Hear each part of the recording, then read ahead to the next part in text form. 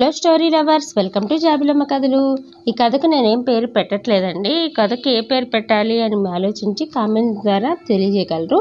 మీకు ఈ కథ నచ్చితే ఎందుకు నచ్చింది, ఒకవేళ నచ్చకపోతే ఎందుకు నచ్చలేదు, మీరు ఎలాంటి కథలు మా ఛానల్ ద్వారా వింటున్నారని కోరుకుంటున్నారో తెలుపగలరు. ఇక కథ మొదలెట్టేస్తున్నానండి. ఎక్కువ బోర్ కొట్టించకుండా. వినాయక్కి బిజినెస్కి సంబంధించి మీటింగ్ అటెండ్ అవ్వాల్సిన అవసరం ఉంది. కానీ తను అనుకున్న ప్రకారం గంట ముందు ఎయిర్పోర్ట్కి బయలుదేరినా సరే ఎయిర్పోర్ట్కి వెళ్ళే దారిలో పెద్ద యాక్సిడెంట్ జరిగి రోడ్డు మీద వెళ్ళే వాహనాలన్నీ వేరే దారిలో పంపిస్తున్నారు. కానీ ఆ దారిలో వెళ్తే ఎయిర్పోర్ట్కి టైంకి రీచ్ అవ్వడం అసాధ్యం. అందువల్ల దారిలో ఎదురైన స్టేషన్లో దిగి మెట్రో ట్రైన్ పట్టుకొని సికింద్రాబాద్ స్టేషన్ చేరేసరికి అప్పటికప్పుడు టీసీతో మాట్లాడి రిజర్వేషన్ చేయించుకున్నాడు. తను ట్రైన్ ఎక్కి తను కేటాయించిన అప్పర్ బెర్త్లో పక్క వేసుకొని అలా పడుకున్నాడో లేదో వెంటనే నిద్ర పట్టేసింది. వినయ్ కేవలం రోజుకి 4 గంటలు పడుకోవడమే కష్టం. అంత బిజీగా ఉండేవాడు. నిద్ర నుంచి లేచి ఒక్కసారి కిందకి చూసిన వినాయక్కి లాస్ని చూశాడు. లాస్ ఎవరో కాదు, తన భార్య. విడాకులు తీసుకున్న 5 ఏళ్ళ తర్వాత మళ్ళీ ఇలాగా. లాస్ది వినయ్ది లవ్ మ్యారేజ్.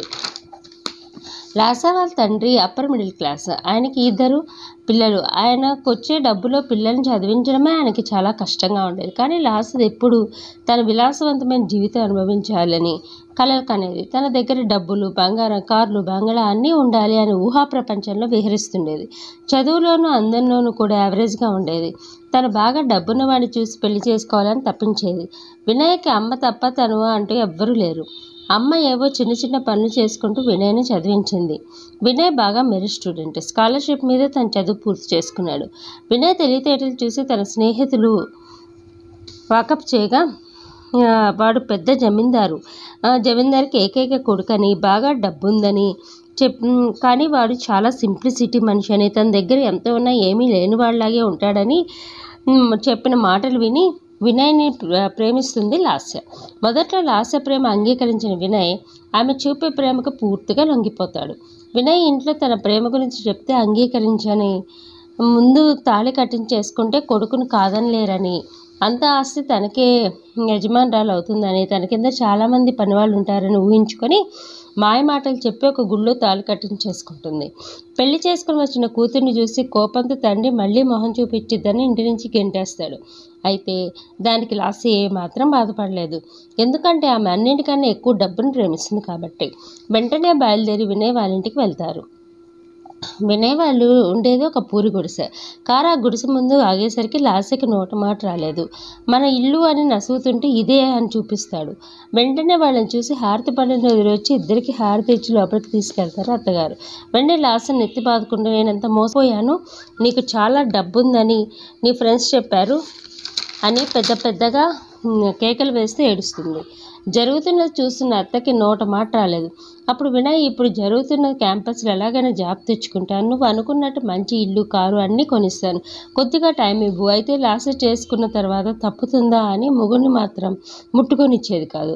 ఉన్న ఒక్క రూమ్ని చీర ఒకటి అడ్డుగా కట్టి తెరలాగా ఒక మంచం తను వేసుకున్న అత్తగారితో అడ్డమైన చాకరీ చేయించుకుంటూ నానా మాటలు తిడుతూ మంచం మీదకి అన్ని తెప్పించుకొని మహారాణిలా జీవితం కొనసాగిస్తుంది. అమ్మకి ఆరోగ్యం బాగాలేకపోయినా ఆమెతో అడ్డమైన చాకరీ చేయించుకుంటూ ఆమెను మనిషిలాగా కూడా లెక్కకట్టిన భార్య మీద చాలా కోపం వచ్చింది. కానీ ఎప్పటికప్పుడు తను ప్రేమించిన పాపానికి సహిస్తూ వచ్చాడు. ఆ రోజు కాలేజీలో తన క్యాంపస్ ఇంటర్వ్యూ ఉంది. లాస్ట్ అయితే పూర్తిగా చదివే ఆపేసింది.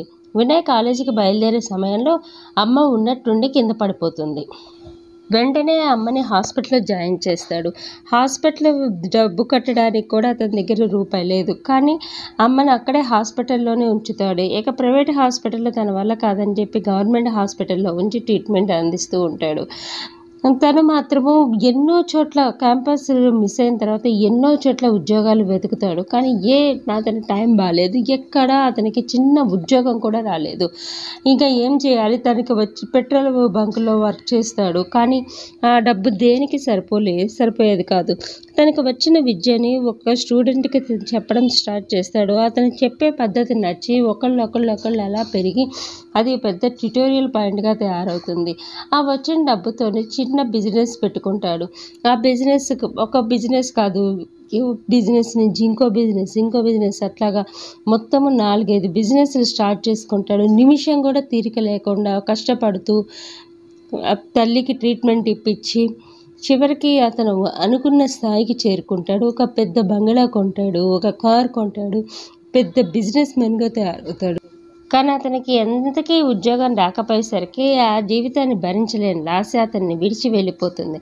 ఏ సమయంలో అయితే తన ప్రేమించిన భర్తకి తోడు ఉండాలో ఆ సమయంలోనే ఆమె వదిలేసి వెళ్ళిపోతుంది.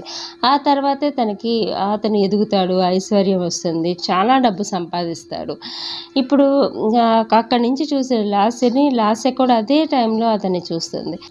ఇద్దరు కథ చూసుకున్న తర్వాత వినయ ధైర్యంగా నోరు తెరిచి లాస్య ఎలా ఉన్నావు, ఏం చేస్తున్నావు అని అడిగిన మాటలకి లాస్య ఒక్కసారిగా ఏడుపు అందుకుంటుంది. నిన్ను వదిలేసి వచ్చిన తర్వాత జీవితం నాకు ఇంకా దుర్భరం అయిపోయింది. ఎందుకు జీవిస్తున్నానో తెలియట్లేదు. అమ్మ నాన్న ఇంట్లోకి రానివ్వలేదు. ఒక ప్రైవేట్ స్కూల్లో ఒక చిన్న టీచర్ ఉద్యోగం చేస్తున్నాను, నెలకి 10,000 సంపాదించుకుంటున్నాను అని ఇంకా ఏదో చెప్పబోతుంటే ఇంటికి రా అని చెప్పేసి పెద్ద మనసుతో తను క్షమించి తన ఇంటికి తీసుకెళ్తాడు. తన వైభోగం చూసిన వినయ్ లాస్య సిగ్గుతో తలదించుకుంటుంది. ఇదండి కథ. మీకు ఈ కథ నచ్చితే లైక్ చేయండి, షేర్ చేయండి, సబ్స్క్రైబ్ చేసుకొని నాకు సపోర్ట్ చేయండి.